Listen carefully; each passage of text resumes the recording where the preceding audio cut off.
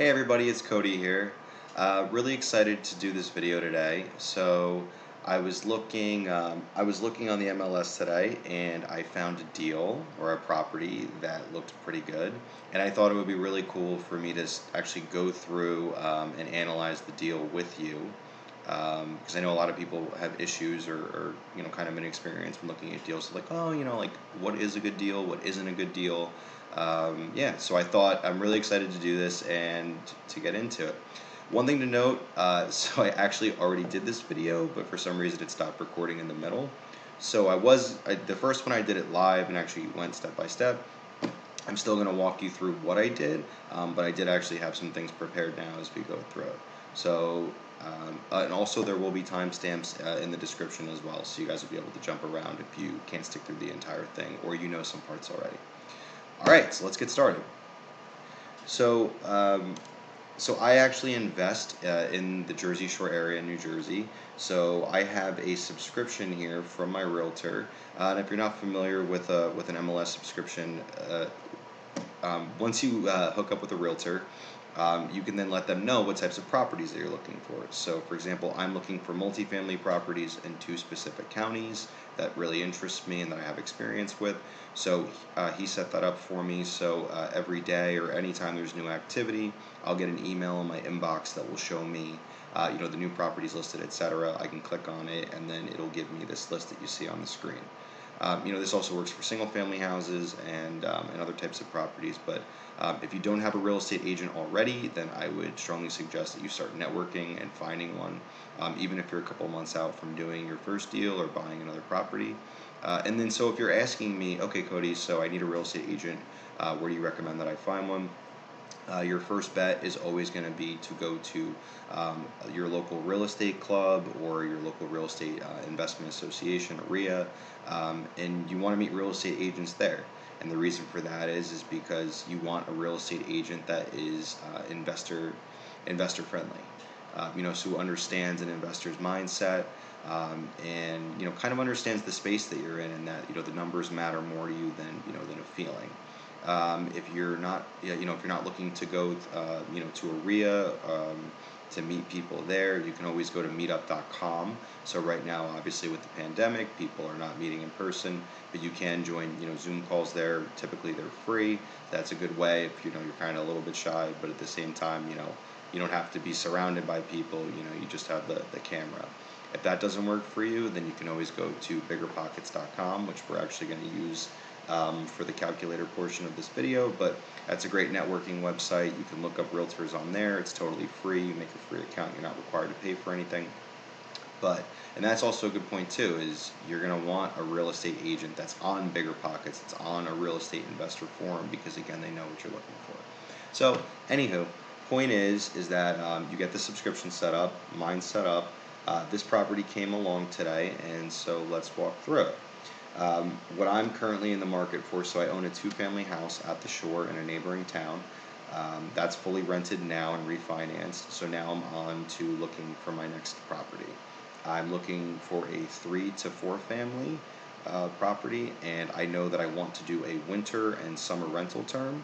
So for people in other markets, here in New Jersey at the Jersey Shore, you're able to get much more rent in your Memorial Day to Labor Day weekend, and then in the off season you have discounted rents for a shorter term lease, somewhere between 7 and 8 months. So that's kind of the game that I've been playing. I've also done Airbnb and VRBO.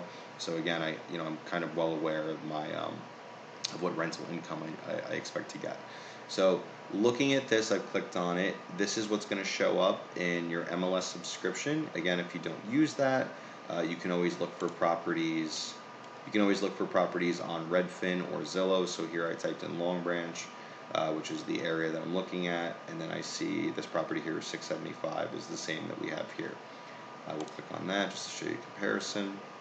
But back to this. So we see here that it's a 3-family. It's in an absolutely awesome location. You can see here, if I can zoom out, it's right by the beach, so that's super enticing for me. So back to details. So it says here that it is 3 2-bed, 1 baths. I looked at the pictures in this already. It actually says that, so it's a front back house setup. So this is the back house. And if you look here, you'll see, this is important when you're in the subscription, always read any description in the pictures. So this actually tells me that the listing is incorrect. It says one back house enclosed with front porch side entrance to a 1-bedroom apartment with a bathroom. So instead of this telling me that it's 3 2 1s, it's actually 2 2-bed, 1 baths, and 1 bed, 1 bath. So that makes a huge difference, obviously, in the rental income, which is important to note. Another thing, if we just kind of look at this together, so we can see property taxes that are listed here, this would also be here if you're not using the MLS listing. So you can see here like the list price, their estimate. We don't care about Redfin or estimates, any of that crap. 3 family, the lot size, that's important. The year built. So this is a very old house, so I've already looked at the pictures, but I can see that there have been some upgrades that have been done in the past. But when you're looking at houses that are this old, if this is actually true, because sometimes the data is incorrect, you're going to want to really focus on asking questions about the the electrical, the plumbing, the roof, just things that when things were built, obviously pre 1990, and just over the course of time, our technology's gotten better, but building standards way back in the day were not what they are today. I can tell you that for a fact. So. Yeah, so this is definitely letting us know that there is the potential that some major upgrades need to be done. And then if we go to the bottom here, you can see some more information. It's a slab, that's good, I like that. And then it also will tell us those property taxes here, so in case you needed to know where to find them. Okay, so we're looking at some information here. So the property tax, the tax assessed value, and then again just dimensions here, etc. So let's move on to the photos and let's get an idea of what we're looking at in this property. So we see it's a detached 3-family. So that's again two units in one. And it looks like the front house is going to be probably a larger 2-1. Just looking at the condition. I just wanted to go through this briefly just so you guys can see kind of the property and what we're talking about. So it has it has AC. And it has baseboard heating, so that obviously means no central air or no HVAC system, with essentially ductwork is in it. And there's also this drop ceiling. So that means that's going to be something we might want to do. These cabinets are okay. So instead of me kind of going room by room, just a general overview here. When you're looking at properties like this, you don't, and you plan on doing renovations, which I do for this one, and I'll get to that later. You want to just kind of look at the bones of what's there, and you don't want to over replace. Like, I know there's some people, and I've seen videos too, but even talking to newer investors, they want to replace everything. They want everything to be brand new. That is not necessary when we have good stuff in place. So these cabinets, these are perfectly fine. The only things that I would change, and this is just me, is this countertop looks kind of crappy, and it looks cheap. I probably would replace that. It's not a lot of square footage to be replaced, so it probably wouldn't be too expensive. I would add some backsplash here, but again, it's not a lot of area to do that. And that's kind of what you want to look at, is in the smaller spaces in a property, you want to do your nicer upgrades in those, because the material piece is much cheaper than if you had a sprawling 3,000 square foot house and you're trying to redo an entire kitchen. Well, that's going to be a ton of money. But in a small space like this, we can replace cabinet hardware. So that's kind of like the handles that go on the cabinets, this crappy countertop, and add a little bit of backsplash, and this whole kitchen would pop. So for this guy, I've looked at this. This looks to me like popcorn ceiling. And so for those that aren't aware, when you have a popcorn ceiling, there is a chance that there could be asbestos in it. So if there is asbestos in it, you have to hire an abatement company. At least believe in the state of New Jersey, you have to hire an abatement company, which is pretty expensive, but they're going to come in and they're going to essentially remove asbestos from the property. So they're going to scrape it off, but then they have to ventilate the property, etc. And follow certain safety protocols. So if that's the case, and this is actually popcorn ceiling and maybe not just flex paint, then if I was to make an offer on this house, I would take a sample from this and in the other bedroom and I would send it to, to a lab to be checked. If it doesn't have asbestos in it, then I would just probably do it myself, scrape it off, just expose the drywall, and then just repaint. So not too bad if it's not like that. These track lights would go. So it's really, this room is super ugly. Change the light fixture in here, repaint. Gross. This bathroom has to get redone. Yeah, it's just gross. Alright, and then yeah, these cabs. So this is a scenario where with these cabinets, there are YouTube videos that can show you how to refinish cabinets. That's essentially when you're gonna sand these guys down, like remove the hardware, sand them down, and then put a nice excuse me. There's a specific paint that you buy for the refinish of the cabinets, but you can repaint them, which allows you to save a ton of money because you don't have to order new cabinets. In this scenario, these guys look like it's time to go. This backsplash too, the countertops. So this probably would be replaced, but because we've saved money in the other units, we'll be able to afford something like this. So I'll hop out of the pictures. Let's start to look at the numbers. Okay, looks like I already started here. Let's go to the previous step. Okay, so how am I going to be buying this property? So in two things, I'm going to be using an FHA 203K loan. For those of you that are not familiar, I actually did a video on this, so I will link it below. But but just to go over it quickly, an FHA loan is a low-income loan that allows you to put 3.5% down of the purchase price before closing costs to get into the property. There's a subsection of it called the FHA 203K loan, and that allows you to do renovations on a property and have those renovation costs rolled into your loan. So looking at this property, I know that it will probably be about $50,000, if not more, of renovation costs. So instead of putting cash out of pocket, I would rather roll those into the loan, because within 6 months to 12 months, I plan on refinancing. So that gives me, in my strategy, that gives me short-term financing on my construction costs, so I don't have to come out of pocket, and allows me to have more reserves in my bank account in case anything goes wrong. So the list price is $675. I think that's too high, and that's simply because if we're going to put $50,000 or more into the property at $675, it doesn't really make sense, because there are no comparable sales for these multifamily properties within the last 6 months with a value above $700. How would you find that? You would go on Redfin or Zillow. I think Zillow actually doesn't let you do it, but Redfin does. And you would go, so you would type in your city. You would click more filters.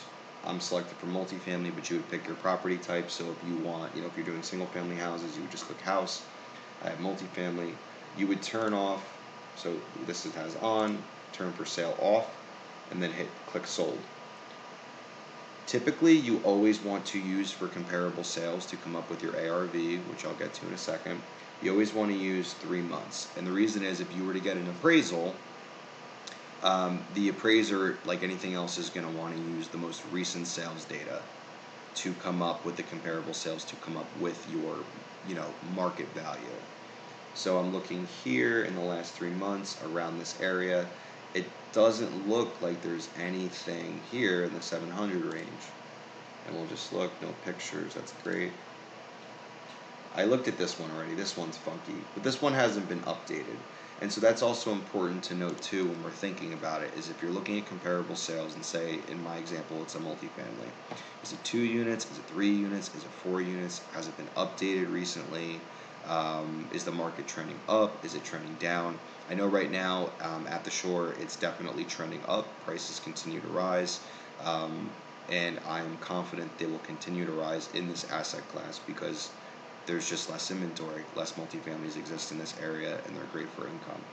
So I'm going to put an ARV of 775,000, 775,000. Closing costs. So I'm going to open up this Excel. I know everybody loves Excel, but I just wanted to show. So typically, I Googled this just as an example, but closing costs in New Jersey are typically between 2 and 3% of purchase price. So I just wanted to show. So I'm going to take 2.5, I took, in between 2 and 3%, and I multiplied it by that $650,000 purchase. So that gives me $16,250. And your closing costs are going to be things like attorney fees, appraisal fees. You're going to have a land survey done on your property, You're also going to, with an FHA, you have a HUD consultant you have to hire, and just, title insurance, so a couple different things that are going to go on this number. So it could be lower, we would hope, but, I think it's safe to say if we plan for 16K, that's going to be fine. So we'll change this to 16, what did I have? 16,250. Our estimated repair costs are 50,000. Now keep in mind they could be more than 50,000, and I'm going to get over. I'm also going to go over how I'm going to have some buffer, but we'll say 50,000. I'm going to use an FHA loan, which is 3.5% down, like I said. I know, I know interest rates are historically low right now, but with a FHA loan, those interest rates are typically higher. So I'm going to plan for 4.5%. I don't think it would be higher than that. It could be. But I think 4.5 is pretty conservative. Pay loan fees, no, that's for hard money. Interest only, no. It does have PMI. PMI is private mortgage insurance, and that's essentially an annual, kind of like an annual fee or annual insurance that you pay on your mortgage that's then divided by 12. And it's essentially giving the bank this extra payment, which you never get back and doesn't go towards your doesn't give you equity, but it's essentially because you were low income and they gave you a low income loan with less money down, so less skin in the game. It's kind of like their way of like kind of collecting it to reduce their risk. If you ask me, I mean, I think they're jerks for doing that. If people are having a hard time getting a loan, yes, risk is there, but that's why we have interest rates. And PMI with an FHA loan never goes away. So just like this interest rate will never change, the PMI will stay forever. That's why we want to refinance out of it as soon as the loan season's at 6 months or 12 months at the latest. We're going to amortize over 30 years. We're going to refinance after 6. And we're going to say, even though it's a cosmetic rehab, I'm still going to just bank in 5 months of it just being completely dormant with no rental income. Our refinance, sorry, I'm scrolling all over. The loan amount, so how did I come up with the refinance loan? Walk you through this. So I told you that I think the ARV is going to be 750, and I explained that's due to market appreciation and lack of inventory. So this just shows how I kind of work my numbers. So I have a purchase price of 650,000, 50K in rehab. My all-in cost basis is 700. My down payment is going to be 3.5% of this all-in, just 24,500. And I'm going to subtract that from my purchase plus rehab, which is going to show me what the bank is going to loan me. This is what they're actually going to loan on. We're also going to have those 16,000 in closing. So my total cash needed to buy this property is $40,750. How am I going to get the money for this? Okay, so this is going to be a mix of cash savings as well as using a home equity line of credit. So like I said, I already have a 2-family house that's fully rented. I've had it for almost 2 years. Sorry, my phone's ringing. I've had it for almost 2 years, so I have a substantial amount of equity in it. I am taking out a home equity line of credit, which allows me to pull the equity that's sitting in my properties and then use that towards new properties or home improvements or whatever. But you are allowed to finance using a HELOC as your cash down payment. So I'm going to use that plus cash, and that will actually also help me to finance my construction draws as they come, because like I've mentioned in a previous video, or for some of you that are familiar, an FHA loan, those draws for the construction piece, the 203K, those come in arrears. So work has to be done first, inspected, approved, then bank paperwork, then you get a check. So that doesn't help with a quick construction timeline, because guys aren't going to work if they're not getting paid. So we're going to need that 40K cash. Yes. So then this shows if we were to refinance. So I'm saying a $750,000 ARV. My loan amount is essentially going to be about this. You're not going to really pay any principal off in such a short amount of time, so I'll just say it'll be the exact same. That gives me a loan to value of 90% at refinance. That will not get rid of all of my PMI, but it will get rid of a decent amount. And again, if I hadn't mentioned it this time, but I'm going to owner occupy the 1-bed, 1-bath in this scenario, and then leave the 2-bed, 1-baths, those 2 of them. I'm going to leave those for rental income to offset my living expenses and essentially house hack. And then here I have the rent, which we're going to go over later. Let me go back to this so we can get through. Thanks for sticking with me, guys, if you're still watching. I know it's a lot of information, but I know there's a lot of people with different experience levels, and I just wanted to provide as much value and share with you kind of all these different pieces when we're doing this type of deal analysis. Okay, so we're going to refinance. My last refinance last May of 2020, I got 3.375 for a two-family. I'm going to say it's going to be the same because rates have dropped since then. So I think this is conservative. Interest only, no. It will have PMI because it's 10%, over 30, and a cap rate is about 8.5%. Okay. Gross monthly rent is, we're saying $6,900. Let me explain this. Again, with the winter summer rentals, like I explained, sorry, I'm tongue tied. The winter rent is discounted compared to obviously the summer months. So I know these because I have the 2 units already. If you didn't know these numbers, then I would suggest contacting the real estate agent that we kind of mentioned in the beginning with the subscription. I would ask them, or if you don't have one yet and you didn't do the subscription, then reach out to local real estate agents that are actually leasing and ask them, hey, I have this property, what do you think I could rent it for if I bought it? And trust me, they'll be more than happy to help you. You can also use a service called Rentometer. Yeah, so this one is free for a number of tries. So yeah, you would just type in the address. So you would just type in like 123, Main Street, whatever. Then you would put the rent that you're looking to charge, the number of beds and baths, and then just click Analyze Address, and then it will show you the rent that you're suggesting to the software. It'll tell you where it falls in the scale. Like, are you in the middle, are you at the high end, or the low? So that's a great free service as well. If that doesn't work, then you can go to Craigslist, or you can go to, like I was saying, Bigger Pockets. Go on the local real estate section forum, and you can ask people, say, hey, is there anybody that has properties in this area? What are you guys currently getting for an updated 3-bed, 1-bath? Okay, so for me, like I said, I have a good idea of what mine are. So I'm saying I'm going to get $1,500 for the 2-bed, 1-baths in the winter, and then for the 1-bed, 1-bath, I'm thinking $1,200.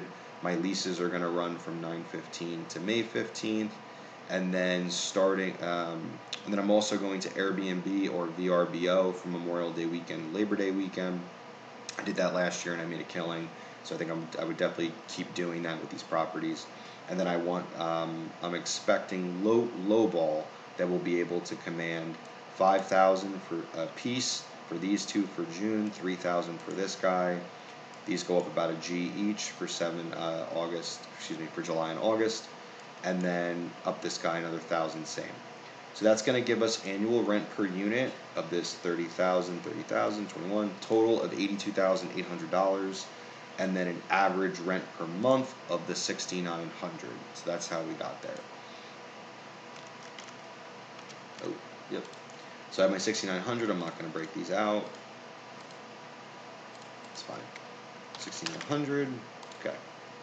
We're going to say 0 other monthly income. We're making bank here, so I think we don't need to be greedy. That's good there. Okay, so I already scheduled walkthroughs for this and another property in the area, but one thing that I couldn't tell from the pictures is if it has, and it wasn't stated in the notes, is if they're separate meters. If they're not separately metered, then you really can't charge tenants for like electricity or gas or water. So I don't know if they are or aren't. I'm going to assume that they're not, just in case. And so I'm going to say $100 a month on average for electricity for the whole building. We can actually even say 150 because it is, 100 on average. Water, sewer, I pay $90 a quarter per unit for my other property, so I think $85 per month is good there. PMI we calculated, that's going to be 563. Monthly insurance, garbage I just throw in there just in case. I don't get charged garbage in my other one, so I don't think I will here. Monthly insurance, so I calculated that. So I have the detached dwellings already. I mentioned that. My policies are about $950 per unit. So I'm just going to assume they're going to try to screw me on this, and let's just say conservatively 2850. Divide that by 12 is $238 a month in insurance.